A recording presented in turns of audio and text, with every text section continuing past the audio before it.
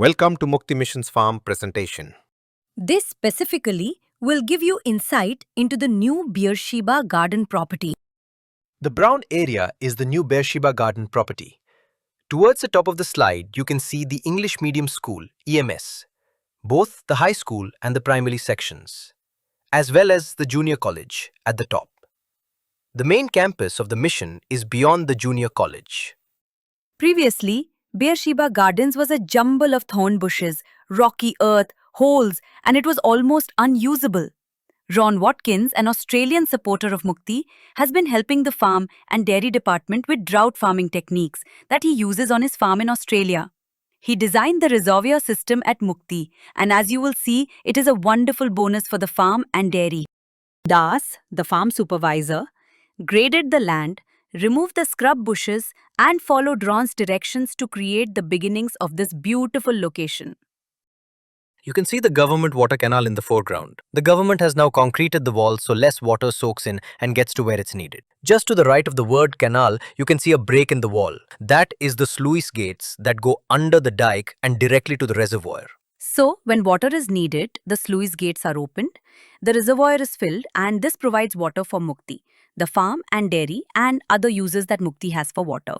Standing in the Beersheba Garden on the backside of the reservoir, a nice bridge has been built over a canal which is an overflow channel from the reservoir to other Mukti water retention facilities. Since the reservoir is open, a safety fence has been erected around the reservoir to prevent people from wandering into the reservoir. Two other views of the overflow canal. The image on the left shows the walking path that has been graded around the Beersheba Garden area. This supply of water is providing irrigation to the Beersheba Gardens. In the image on the left, which is Mosambi or lemon, you can see the drip irrigation line. Coconuts are also in the process of being grown. This is a great view of some of Mukti's property. The reservoir is to your right. You're standing on one bank of the government canal. You can just see the canal at the upper right corner of your screen. The building is the new English Medium School. Wing 1 is in the background, and in the foreground is the new basement level activity hall and level 1, which were just completed in January of 2025. This water area Between the canal and the school is just an area that was ideal to preserve even more water than the reservoir holds. Pandita Ramabai had 9 wells dug on the property in the 1880s and into the 1890s. Bhamba Veer, the Well of Hope, is on the edge of the Beersheba Garden between the English Medium School Primary and the English Medium School High School. This picture was taken prior to 2023 and shows the overgrowth of trees growing in the cracks of the well, basically demonstrating its disrepair at that time.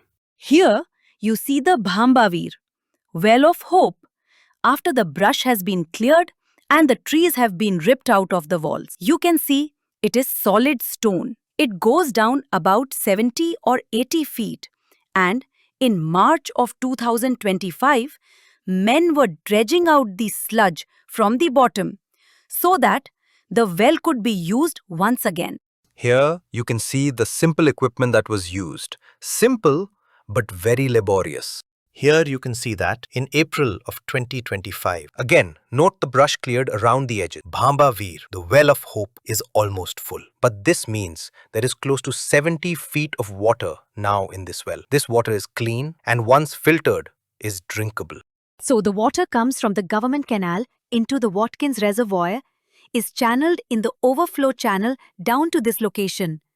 Some water is pumped out into the tank in the background, and then that is used by the school for the sinks and toilets. This is a closer view of the well and the tank in the background. You can just see the edge of the school buildings on the right. The second well on the Beersheba Garden property is the Well of Praise.